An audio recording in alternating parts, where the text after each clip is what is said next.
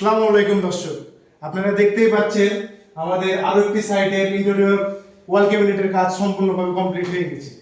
এখনো হ্যান্ডওভার দেওয়া হয়নি, কিছু কাজ এখনো বাকি, ফিনিশিং কাজ চলছে।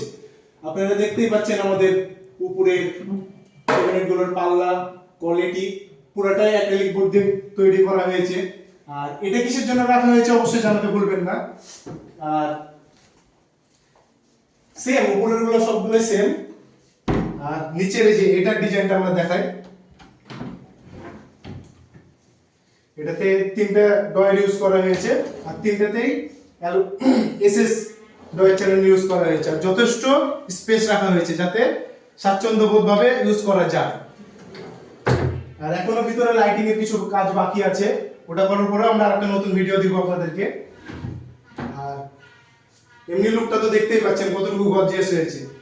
আর এপারটাও সেম, ডিজাইনগুলো প্রায় সেম, কিন্তু স্পেসটাকে নতুন একটা লুক দেওয়ার জন্য যতটুকু করা প্রয়োজন আমরা নিজের সর্বোচ্চ দিয়ে ততটুকুই করেছি।